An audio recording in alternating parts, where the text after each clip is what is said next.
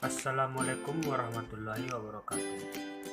Perkenalkan, nama saya Ahmad Junaidi, NIM 1814080009, jurusan Tadris IPA Fisika, mata kuliah Seminar Fisika, dosen pembimbing Adelia Alfama Zamista MPG, Universitas Imam Bonjol Padang. Baiklah, di sini saya akan menjelaskan tentang kajian fisika pada mikrofon. Di mana di sini saya akan membahas dua pembahasan, yaitu yang pertama yaitu sejarah perkembangan mikrofon, yang kedua konsep fisika pada mikrofon. Sejarah perkembangan mikrofon. Mikrofon dalam bahasa Inggris yaitu mikrofon adalah suatu jenis transducer yang mengubah energi akustik atau gelombang suara menjadi sinyal listrik. Mikrofon adalah salah satu alat sebagai menolong komunikasi manusia.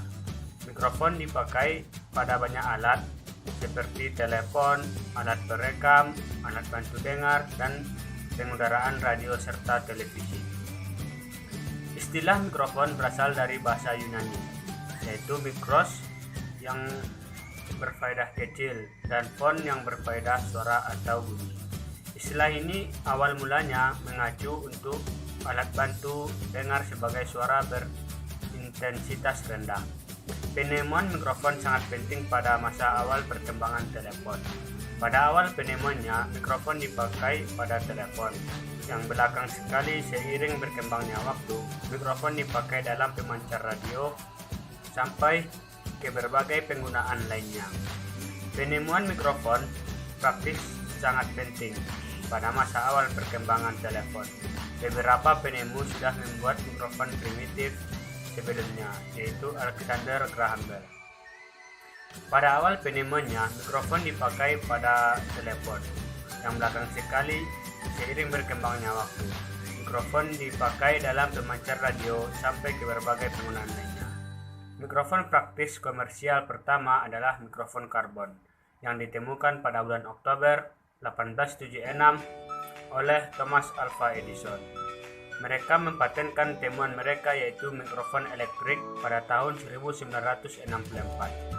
Pada waktu itu, mikrofon tersebut menawarkan sesuatu yang tak dimiliki oleh mikrofon sebelumnya, yaitu harga rendah, sehingga dapat dijangkau oleh seluruh konsumen. Anggota lain dalam sejarah perkembangan mikrofon ialah revolusionalisasi mikrofon dalam industri, di mana memungkinkan warga umum sebagai mendapatkannya. Lalu pada tahun 1970-an, mikrofon dinamik dan mikrofon kondenser mulai dikembangkan. Yang kedua yaitu konsep fisika dalam mikrofon. Mikrofon atau sering ditulis mikrofon adalah suatu alat yang dapat mengubah getaran suara menjadi getaran listrik. Mikrofon merupakan salah satu sumber pokok dan merupakan input studio rekaman. Karena sangat peka dalam menerima getaran suara, peletakan mikrofon memerlukan pengaturan yang khusus agar suara-suara yang tidak diperlukan tidak ikut masuk menggetarkan membran mikrofon. Media penghantar getaran listriknya merambat melalui kabel. Ditinjau dari jenisnya, mikrofon dibagi menjadi tiga, yaitu mikrofon dinamis, mikrofon karbon, dan mikrofon kondensor. Yang pertama yaitu mikrofon dinamis.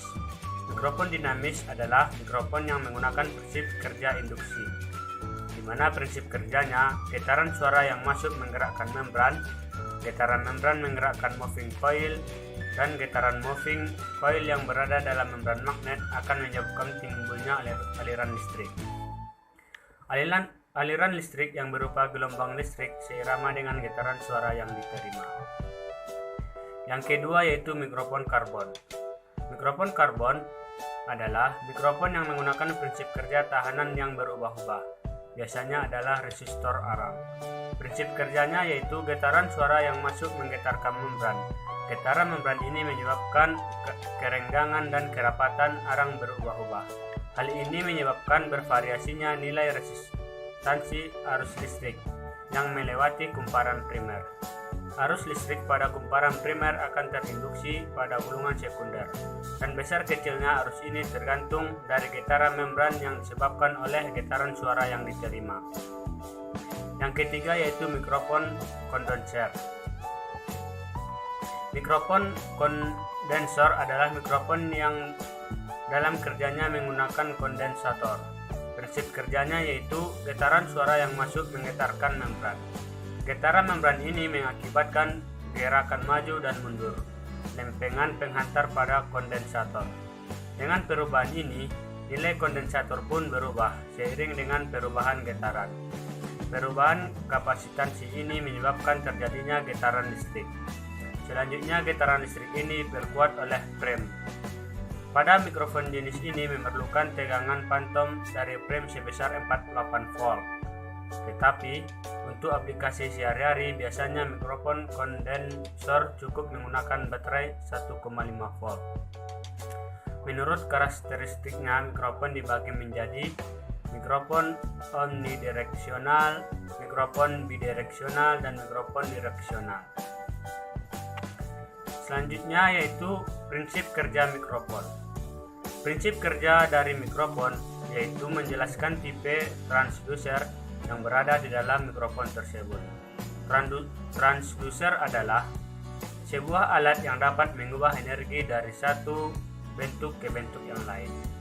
Dalam kaitannya dengan mikrofon, transducer mengubah energi akustik menjadi energi listrik. Menurut cara kerjanya, ada banyak tipe mikrofon, seperti dinamik, kondenser, ribbon, kristal, karbon, dan sebagai berikut. Namun ada dua tipe yang paling umum digunakan, yaitu mikrofon dinamik dan mikrofon kondenser. Mikrofon dinamik menggunakan diafragma, voice coil, atau susunan magnet yang berfungsi sebagai generator atau pembangkit sinyal listrik yang di-drive oleh suara yang masuk. Gelombang suara menabrak sebuah membran plastik tipis yang disebut diafragma, sehingga diafragma tersebut bergetar. Sebuah kumparan kawat kecil ditempelkan pada bagian belakang diafragma dan sama-sama ikut bergetar juga ketika diafragma bergetar. Voice coil dikelilingi oleh medan magnet yang tercipta oleh sebuah magnet permanen kecil. Pergerakan voice coil medan magnet ini akan mengakibatkan terbentuknya sinyal elektrik. Dinamik memiliki konstruksi yang sederhana dan juga termasuk ekonomis. Di samping itu, dinamik juga tidak terlalu terpengaruh oleh temperatur yang ekstrim atau kelembapan dan dapat mengakomodasi SPL yang cukup tinggi tanpa overload. Meskipun demikian, respon frekuensi dan sensitivitas dari dinamik terbatas, khususnya pada frekuensi tinggi. Dinamik merupakan tipe yang sangat umum digunakan dalam berbagai aplikasi, termasuk dalam sound system gereja. Dinamik tidak dapat dibuat dalam bentuk yang kecil tanpa mengurangi sensitivitasnya. Kondenser mikrofon bekerja berdasarkan diafragma atau susunan backplate yang mesti tercantum oleh listrik membentuk sound sensitive capacitor.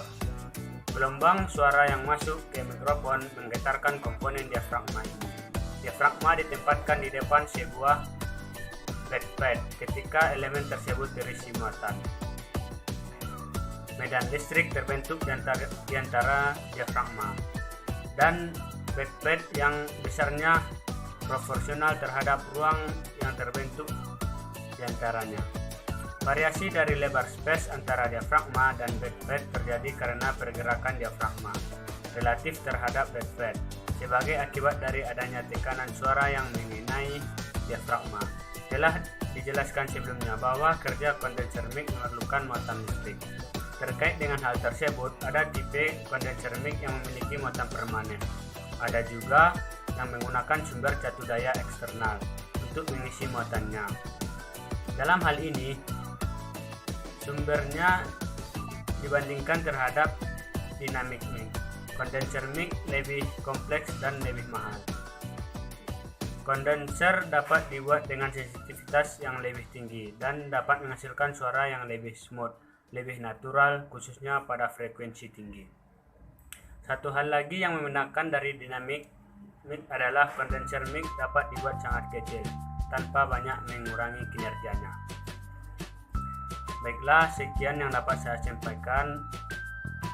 Kalau ada salah, saya mohon maaf. Wabillahi taufik wal hidayah. Wassalamualaikum warahmatullahi wabarakatuh.